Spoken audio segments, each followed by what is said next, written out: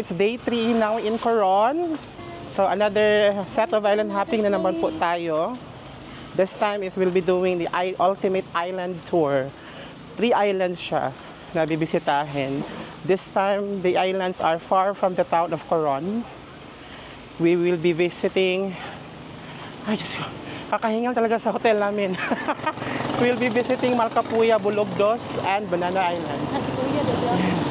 Pero nagtrabaho pa siya sa to, Professor man daw siya, yung mga estudyante. Ayan, so we're now here again at the docking area of the Coron. So, yung Ultimate Island Tour is 3 lang yung island na pupuntahan natin. Actually, I have already been on this Ultimate Island hopping. Favorite spot ko yung Malcapuya kasi that time when we visited, ang pino ng sand, ang ganda ng dagat. So let's check if may mga nabago ba o still pristine, ganun pa rin ba yung area ng Malcapuya and the rest of the 3 islands na bibisitahin natin. Medyo far yung mga destinations today. So mahaba-haba, kaya 3 lang yung mga islands na nabisit compared yesterday na 7 spots yung nabisita natin. We are still under Twin Agency, di ba?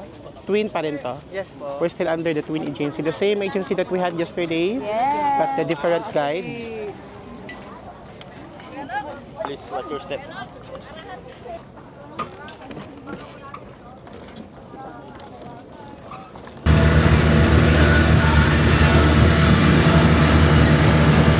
Fucking legs!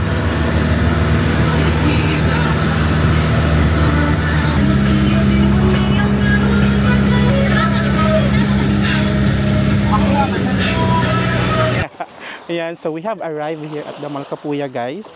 After 1 hour and 20 minutes of boat ride. Ayan, so nag-dock yung Malcapuya sa likod banda ng isla sila nagda-dock.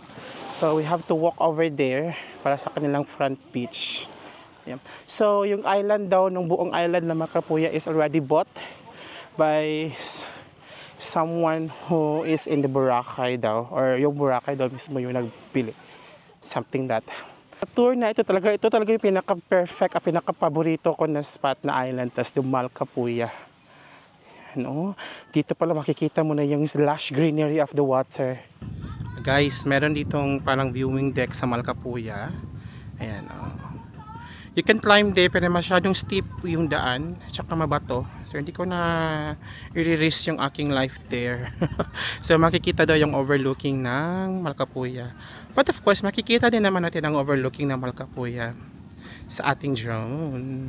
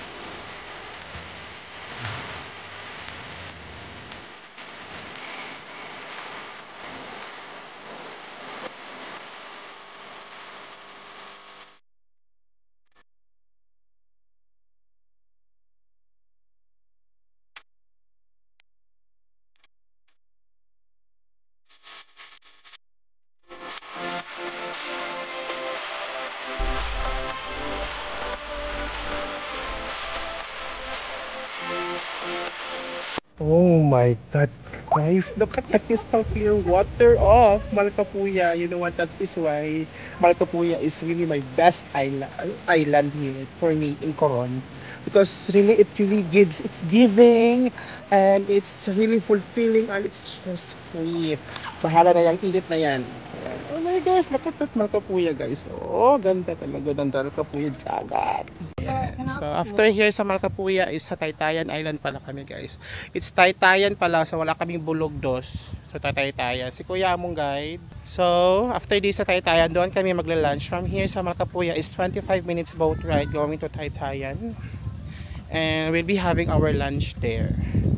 After Taytayan is doon na dayan agad sa Banana Island. Then head back to the town of Coron. 3 islands lang tayo. Bye, Malcapuy!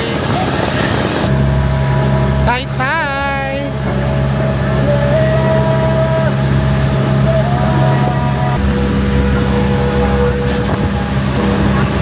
have reached Taytayan, guys. So yung Taytayan is, meron pala siyang sandbar dyan. Oh my God. So this is a new island na na-visit ko sa Palawan. Kasi last time when we were here, Bulogdos yung pinuntahan namin instead dito. Ganda din. So dito yung lunch spot natin. So sa waited part sa tour is the lunch. Okay, walang humpay na pinakbet. Buffet man to siya, so... Which is still part also. Oh, may mangga na! Perfect! Okay, ang mga nawong sa mga Patong Gilong. Hapon ba? Wala na tayo nagto nga mga ano og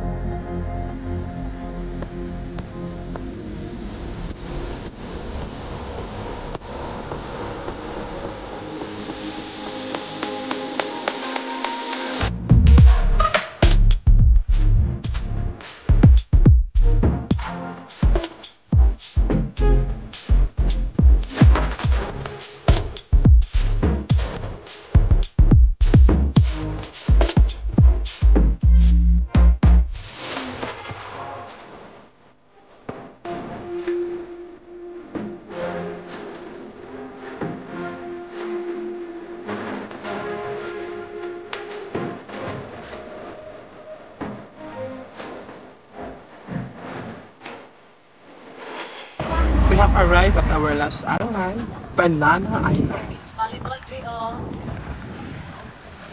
Banana Island. Sa Banana Island, Malcapuya that way. That is the Malcapuya. Welcome to Banana Island. This will be our last island before heading home. Ayan. Medyo mahangin-hangin na siya, guys. I don't think so if we can fly the drone.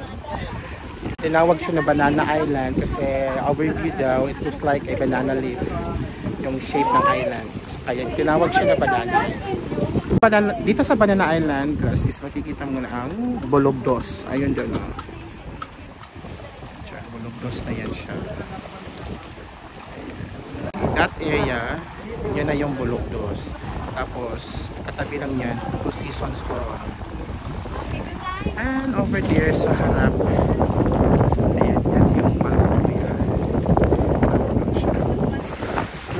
medyo maalon, guys, dito banda sa Banana Island at this hour, 2 PM. Medyo malakas yung hangin, so we cannot fly our drone, we cannot risk it.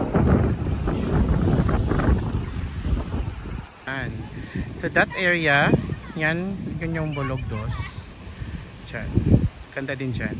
Puntahan namin yan siya last 2018. Sa kabila, yan na yung tinatawag na Two Seasons Coron. So we will be staying here for 1 hour lang. After that, by 3 PM, we will be heading back to Coron Town.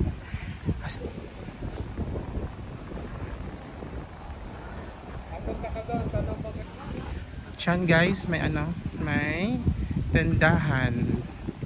Bibili tayo ng makakain.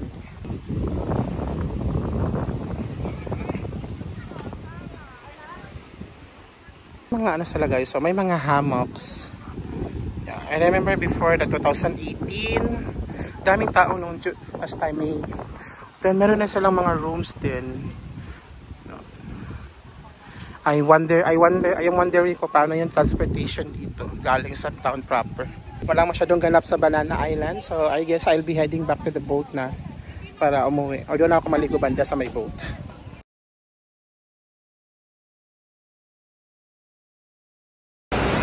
Guys, it's raining very hard. Oh my God, we are already at the Francisco Bay. Oh my God. We refreshed by our Ang dami na talaga yung treatment sa airport guys. Busuanga. Yes. Way back 2018, parang gym pa lang ito. But ngayon, concrete na siya. Bad weather plus brown out. Huli on, pabataan ni ma'am. Sige, magkantog. Dito muna tayo umuwi. So actually, kagabi parang hapon Talaklay guys. After sa aming Island Hopping, hindi na kami nag-decide na punta na natin. Kasi medyo tired na din, saka nag-rest na lang. So ngayon is babalik na kami ng Davao because 4 days na kami sa Coron. And it's the end of our Coron Halang. But before natin kapakita ko naman sa inyo, airport na kami ng Busuanga. Ito na guys, yung boarding gates nila. Way back before, when I was here, parang gymnasium lang talaga yung boarding gates. But now, so it's nice to see that the airport taxes that we are paying is like proceeds talaga siya. We're just looking forward na lang sa runway nila na sana din ay humaba pa yung runway para larger planes makita nila dito. Right now we are delayed kasi medyo lakas ng ulan kanina, may bad weather, so delayed kami ng 1 hour sa time. But nonetheless, the flight will push through despite sa pag-alborota ng Mount Canlaon. The aircraft na aming sasakyan guys, so delayed kami ng almost 3 hours because of the bad weather. Kanina na nakita sa video na ang lakas ng ulan. So sa Cebu Pacific din is delayed. Actually yung aircraft na yun guys, bumalik pa talaga ng Cebu kanina kasi ang lakas ng ulan dito sa Cebu. So ngayon is boarding na kami. That's our ride! We are again flying with Bombardier. Is that the way how you pronounce it? Bye for gone! See you again next. Very noisy!